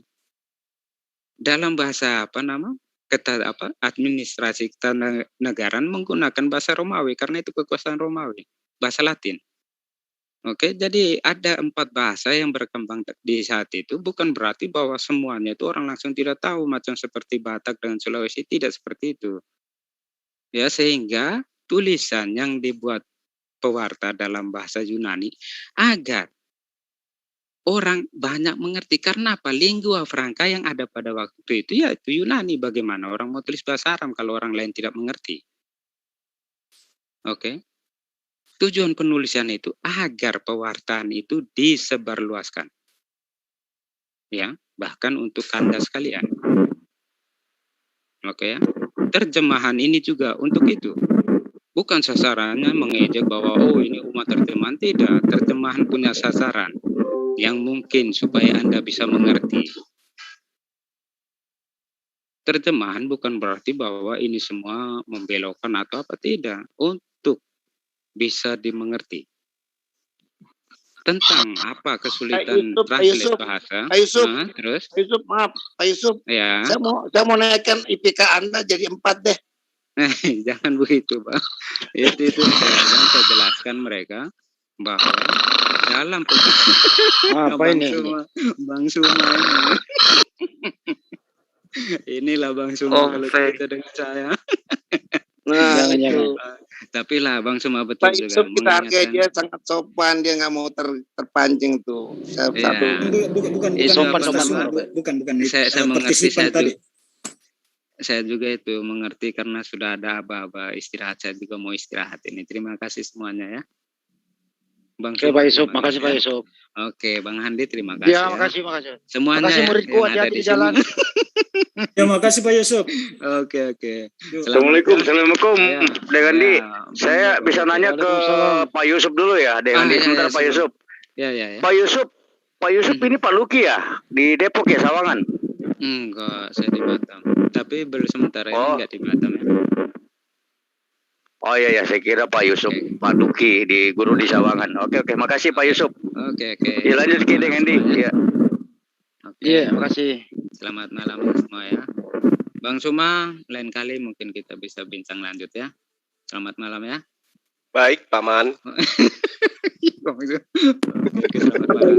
Pergi nanti dikeroyok aku di sini. Enggak lah. Kebetulan sudah malam nih. Oke ya. Enggak ada keroyok. Bagus. Assalamualaikum warahmatullahi wabarakatuh. Waalaikumsalam. Jum ini enggak ada Jum ini bagus kok. Tenang aja Pak Logos. Pak Logos kan udah sering Tenang aja Pak Robert. Apalagi ada Ustadz Sugi. Wow. Mantap. Semua di sini murid saya Pak Robert. Mantap. Apalagi Pak Robert juga. Termasuk saya juga. Apalagi Pak Robert. Murid saya Pak Robert juga. Tenang aja Pak Robert. Iya, siap. Saya pikir sama saudaraku Zuma, tapi ya ini waktunya. Sebentar lagi mau istirahat sebab besok pagi saya mau ada tugas nih. Ya, lain kali aja Bang. Sudah seminum. Badiam. Salam karate. Salam karate Os. Simpai. Os. Saya senang, saya dari rindu mau ketemu saudaraku Zuma, tapi aduh kalau ini malam besok besok bisa nggak? Insya Allah bisa Bang. Dialog santai seperti tadi itu saya senang banget. Iya. Cuman kalau saya ketawa itu bukan menghina itu. Memang saya orangnya hobi ketawa soalnya. Iya saya tahu. Di situ kan selalu senang humor. Oke, Kuampila besok malam insya Allah di jam yang sama lah, kurang lebih jam 8 atau jam 9 malam. Dialog santai aja. Ya kita. Ya JCC akan menjadwalkan. Ya saya umumkan dulu biar penonton tahu. Kurang lebih jam 9 besok malam kita jadwalkan. Jam 10 jangan jam 10. Jam 22 WIB. Kalau jam 10 berarti jam 11 di sini, Bang. Iya. Jam 9 lah. 21 WIB. Saya itu senangnya di atas jam 12, tapi kalau untuk sama saudara Juma yang saudara rindu bikin ini. Oke, diatur waktunya, dijadwalkan bahwa di JCC bincang-bincang dengan Pak Robert dengan Bang Juma, insya Allah besok malam. Jadi jangan lupa santai gitu. Ya. Oke, ini baik. Pak Robert yang mana ya? Jakarta. Wendur. Masya Allah, ini sensei saya ini. Oh sensei. Waduh, saya pun kaget. Kalau di sini nggak ada sensei-senseian, saudaraku. Sama Masya Allah. Beliau ini orang besar di KONI, beliau ini orang besar. Aduh, terima kasih sensei udah memperkenalkan, udah nyapa saya malam ini. Saya tersanjung. Makasih. Ya, saya juga salam hormat dan saya bangga. Anda selama ini saya nilai luar biasa. Makasih sensei, makasih Os. Oke, lanjut Pak Logos dengan Banyuma tadi topiknya. Lanjut ya. Saya udah capek lagi. Saya. Dilanjut Bang Andi. Saya nyimak aja dulu. Jangan aja ketemu ngajak komite, bahaya. Bro Logos. Pak Logos sama soal aja. Bang Roma. Pak Logos. Saya maju 5 menit dulu biar nanti habis ini temenan. Pak Logos. Ya, kenapa nih? Logos. Tadi itu Pak, ada yang paling tidak terkejar sebenarnya itu di Lukas berapa tadi ya? Lukas 24 ayat 26 ya. 25 ya? Bangkit di hari ketiga di antara orang mati, ada tertulis di Mazmur dan Taurat gitu loh Pak. Lukas 24 dan 46. Aduh, diajarin diri kemarin lupa-lupa terus. Gini sebentar ya. Lagi tidur ini 24 ayat 46. Gitu ya. Gini. Nah, ada itu dijawab aja Pak dulu, belum selesai. Ada nggak tertulis itu di Taurat dan Mazmur? Kalau ada silakan, kalau nggak ada. Saya jawab kan gini. Jangan salah paham teman-teman ini. Penggenapan itu hanya sampai dia mati. Itu sampai di sana gitu loh. Jadi setelah mati kan selesai. Penggenapan itu selesai.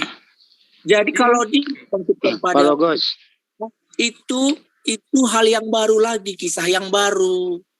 Jadi makanya bukan itu yang saya tanyakan, Pak Logos. Mohon maaf gitu ya. Kan tertulis di Lukas 24 ayat 46 itu. Sebab ada tertulis gitu ya. Lukas 24 ayat berapa Lukas tadi? Ayat 46. Coba dibaca dulu ya. Bacain dulu, Sweb. Katanya kepada mereka, ada berkata kemudian, Mesias harus menderita dan bangkit dari antara orang mati hari yang ketiga. Ini tertulis di mana gitu loh, Mas? Ayat 40. Ini tertulis di mana? Bentar.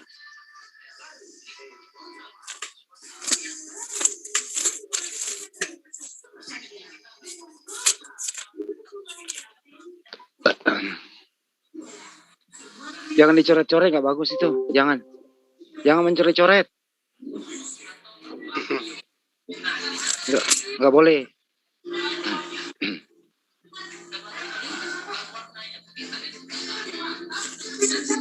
Gimana Pak Logos? Nah, kalau tandain boleh.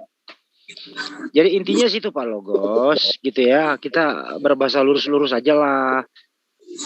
Bahwa ya ada tertulis bangkit di antara orang mati di hari ketiga. Harus ada tertulis kata-kata ini di Mazmur dan Taurat, Pak. Kalau nggak ada tertulis, artinya adalah Lukas berbohong. Berbeda dengan yang dibacakan Banyuma tadi itu, iblis mengatakan demikian, benar-benar di tempat lain ada. Matius. Di Matius berapa tuh tadi itu?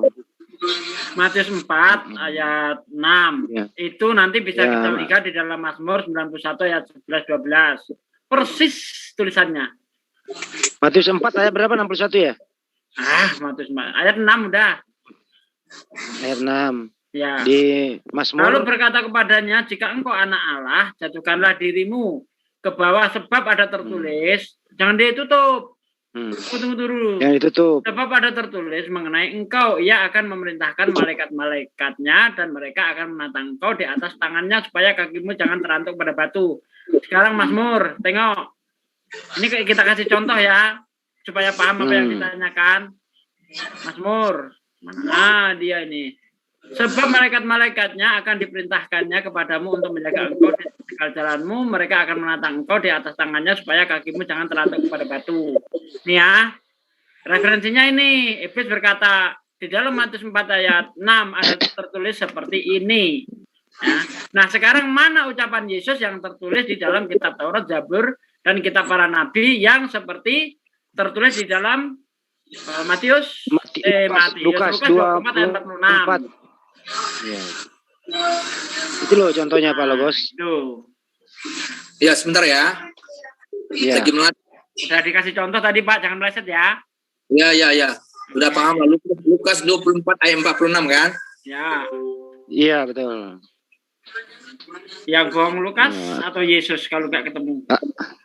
Iblis tadi udah teruji ternyata benar dia ya. Benar. Matius dan Mazmur. Matius dan Mazmur itu sinkron. Ya, sekarang kita tes nih si Lukas, bener apa tukang tipu?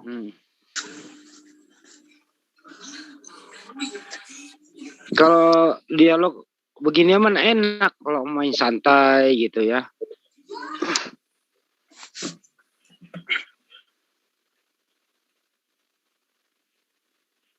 Nah kalau nggak ada ya harus diakui nggak ada gitu loh.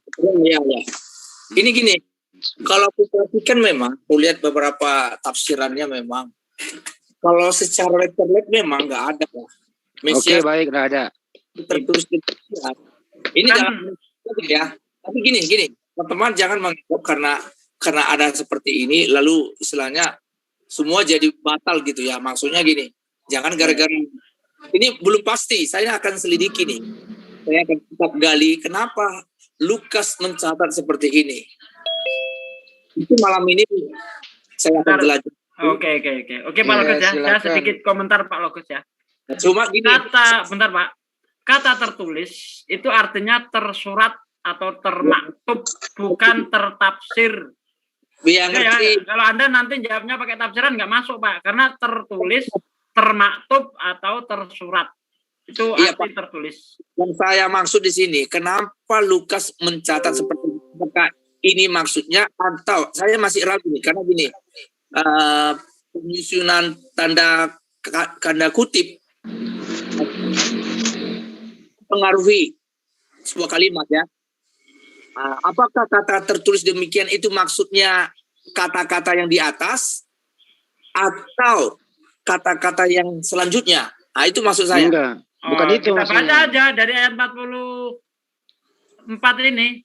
Ia berkata kepada mereka, inilah perkataanku yang telah kukatakan kepada mereka ketika aku masih bersama-sama dengan kamu. Yakni bahwa harus digenapi semua yang ada tertulis tentang aku dalam kitab Taurat, Musa, dan kitab Nabi-Nabi dan kitab Mazmur. Lalu ia membuka pikiran mereka sehingga mereka mengerti kitab suci. Katanya kepada mereka, ada tertulis demikian, Mesias harus menderita dan bangkit dari antara orang mati pada hari yang ketiga. Ini jelas merujuk kepada tulisan. Di dalam ayat 44 ini merujuknya ke sini 46, Pak. Pak Sugi boleh memahami dengan maksud yang seperti tadi. Cuma saya belum menerimanya, tapi tidak menolak. Oke, nggak masalah. Nggak ada masalah Pak Logos. Di It sini is your ada problem. Mantap. Di sini nggak ada pemaksaan My Pak. problem. Saya udah cari manual sama pakai komputer, nggak ada. Kamu udah cari Memang nggak ada. Saya tahu, koordinasi saya sudah cek barusan ini nggak ada memang. Secara letterlet ya, seperti kata-kata tertulis biasanya itu kan presiden lamanya ada gitu ya. Setiap kata-kata ada tertulis terkait dengan sudah ada key yang tertulis, namanya ada tertulis, ya kan? Ya paham. Oke, nanti coba kita jawab sekarang. Mungkin besok, jam berapa besok kita stay ini? Selalu stay Pak. Stay terus Pak. Nggak malam, karena saya kan kerja. Malam pokoknya terusan stay. Oke, karena baik kita pindah ke sini nggak ada pemaksaan. Ada satu topik saya ngangkat sama Pak Logos, kalau mau ditanggapi boleh Pak. Baru-baru ini gitu Pak, ada gereja terbakar. Ya ini udah ada gereja terbakar di Makassar. Ya. Di Kabupaten Mamasa, Sulawesi Barat. Kayaknya udah kita bahas itu. Udah kita bahas di Oh udah Pak Logos sudah nanggapi. Oh sorry. Padahal dia sendiri yang men-share di YouTube, saya udah dengar itu, masa ini. Pak Logos mengutuk ya Pak ya? Bukan mengutuk, saya beda. Kami dilarang mengutuk. Nggak boleh. Oke. Mungkin gini, belum Pak Logos. Sorry. Arti bagi kami mengutuk itu berbahaya gitu loh. Kami ya tetap menyalahkan lah bahwa kejadian itu ternyata orang dalam kira-kira gitu kan. Ya. Sama si Emen kita libatkan juga itu. Tapi terakhir saya tanya, Emen ada nggak buat klarifikasi dia? Nggak tahu. Ada, terakhir dia gini, Emen ada. Dia ngomong gini, dia itu ternyata Islam itu tidak jahat. Tadinya saya mengatakan jahat, ternyata Islam tidak jahat. Itu doang klarifikasinya Pak. Oh ya, jangan sering gini, nggak boleh bicara tentang itu personal itu semua. Kita yakin lah, masa kan satu uang palsu di kantong kita robek semua uang kita, kan goblok namanya. Nah, betul. Emang kenapa nggak boleh mengutuk Pak Logos? Nggak, yang boleh Risuli Lubis yang mengutuk. Saya bukan mengutuk oknum, yang saya kutuk ideologinya, ideologi setan, ajaran setan. Lah ini ternyata yang bakar orang Kristen sendiri.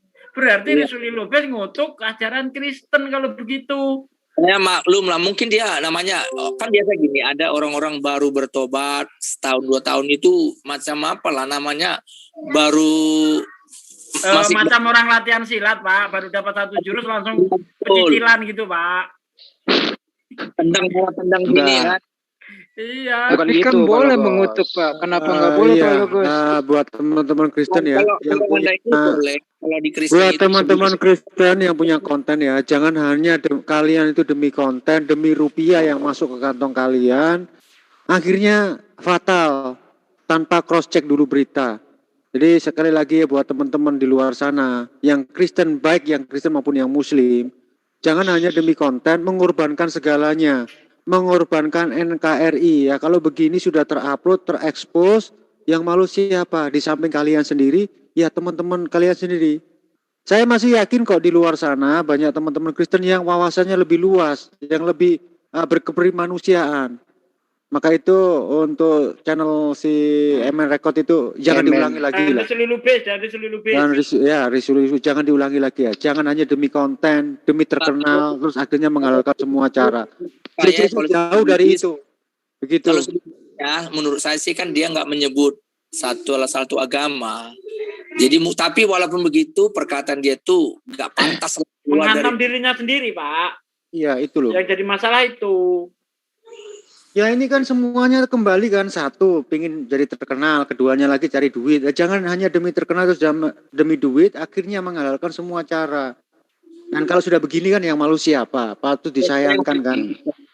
Pak Lubis itu kemarin juga pernah, kan biasalah kiamat di Kristen semua ada beda tafsir ya, beda pemahaman tentang sesuatu. Jadi jelas gini Pak Logos. Suatu video khusus menyerang, saya bilang, dan menyebut nama, dan nama yang disebut itu tentang itu mentor saya paham. Ya mungkin dari Pak Logos ini bisa menghimbau teman-temannya ya. Tadi saya sebagai Amir di sini sudah menghimbau baik Kristen maupun yang Muslim ya, jangan hanya demi konten terus menghalalkan semua cara. Akhirnya apa? Akhirnya kalau jadi begini nih bisa masuk ke ranah hukum kan, itu bisa loh itu. Betul. Jadi ya saya di sini Amir menghimbau. Saya beri kesempatan untuk Pak Logos untuk menghimbau teman-temannya jangan sampai terulang lagi kan Pak Logos. Iya, nah itu nanti kan di grup ini juga kemarin saya sudah membuat pertanyaan pribadi dan saya dengar memang di YouTube itu adalah saya dengar. Cuma memang kalau langsung ke mereka saya kesulitan, nggak ada data. Ya, dari media ini aja sudah cukup loh Pak Logos. Dari media ini kan berafiliasi kurang lebih 35 channel. Satu channel itu udah ribuan penonton. Di sini yang menonton itu sekitar ada 4.500.000 penonton di sini yang nonton. Jadi 4.521 didengar. 4.521. Itu sudah sampaikan sekitar nggak salah aku seminggu yang lalu ya pembicaraan itu. Ya silakan mengeluarkan statement untuk menghimbau teman-temannya yang Kristen. Ya semoga nggak diulang lagi. Silakan Pak Logos. Kami membantu di sini. Itu sudah disampaikan seminggu yang lalu di grup ini juga Pak. Ya yang kemarin seminggu yang lalu kan kebetulan seminggu lalu kan ada beberapa channel diulangi juga kan nggak masalah supaya lebih mengingatkan kita semua begitu. Kalau manusia itu di HMC Pak, bukan di sini. Gampang ingat, gampang lupa. Jadi perlu kita ingat. Kemarin di HMC. Iya, bukan di sini. Jadi Pak Jul, Amir kita saya laporkan kemarin di HMC, bukan di JCC. Oh di HMC, HMC bukan. HMC cuma satu tunggal. Kalau di sini itu kurang lebih 45 menara siar. Yang satu menara siar itu ribuan subscribe. Ada yang 2.500.000 subscribe-nya, ada yang 4 juta. Kebetulan saya itu ada 10 juta subscribe itu. Penonton sekarang udah harapannya. Ya kita akan berdoa yang baik. Nah, iya harapannya 4 juta subscribe. Amin. Silakan Pak Logos. Barangkali nanti suaranya Pak Logos didengarkan teman-teman di luar sana. Ini kan hal yang baik toh Pak Logos. Semoga. Oke, gini. Akan saya sampaikan. Ini bukan membela agama tertentu atau pribadi tertentu, tetapi bicara kebenaran yang kami juga percaya, yaitu Bible atau Alkitab. Apa yang disampaikan oleh MN tentang menyebut satu agama bahwa mereka sebagai pelaku pembakaran gereja yang di Sulawesi, nah. Jadi Barat Minahasa ya. Iya, Mamasa. Yang di Mamasa. Dalam hal ini saya seorang misionaris Kristen menyampaikan kepada MN untuk kedepannya tidak dilarang berikan pendapat, tapi jangan sampai kita tidak bisa mempertanggungjawabkan karena tidak sesuai dengan fakta dan data. Kalau masalah tentang pembakaran gereja, memang kita harus akui itu ada terjadi, tetapi tidak kita menjas bahwa itu dilakukan oleh orang-orang yang biasa melakukan atau agama tertentu yang melakukan. Karena seperti ini dampaknya kan kita seperti perang jadinya kan, balik menyerang diri sendiri.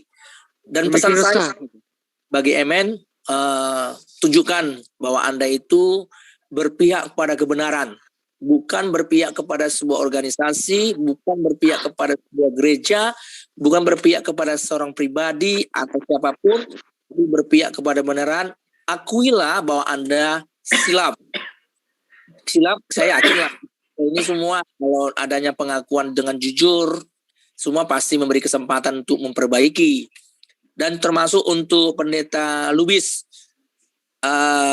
saya sangat setuju dengan semangatnya ya. Memang kita harus bersemangat untuk menyampaikan kebenaran firman Tuhan, harus yakin dengan kebenaran supaya orang bisa juga diyakini. Cuma kalau sampai bicara tentang disusupi oleh kemarahan yang tidak jelas data dan faktanya, kembali jadi Anda dicap sebagai pendeta yang belum benar-benar mau menjadi contoh dan teladan bagi jemaat yang Anda gembalakan. Saya yakin jemaat yang Anda gembalakan melihat statement saudara itu akan menjadi malu sendiri karena terbukti bahwa pelakunya, menurut informasi yang saya tonton juga di YouTube, pelakunya orang dalam sendiri, yaitu orang Kristen dan jemaat yang pernah beribadah di sana, di tempat Bapak Lubis. Jadi saya berharap Pak Lubis, walaupun tidak menyebut salah satu agama tertentu, kedepannya berhati-hatilah ketika memberikan statement. Karena siapapun melihat statement Bapak Lubis itu, saya pribadi pun saya udah tahu pesannya kemana itu, kepada siapa itu. Cuma karena fakta membuktikan ternyata tidak yang di dalam pikiran, walaupun tidak diperkatakan, saya berharap Pak Lubis ke depan semakin lagi bisa jadi contoh dan teladan. Karena saya tahu menggembalakan itu berat, bahkan sangat berat.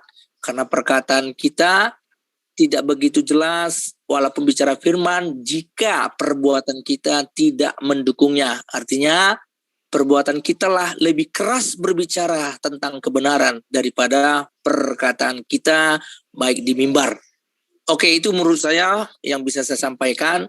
Sekali lagi, saya sedang tidak berpihak kepada siapapun, tidak kepada pendeta, ustadz, agama-agama tertentu, Islam, Kristen, tidak. Saya membawa kebenaran. Oke, kira-kira itu yang bisa saya sampaikan. Baik, terima kasih Pak Logos. Kami di JCC ya. Kami di JCC.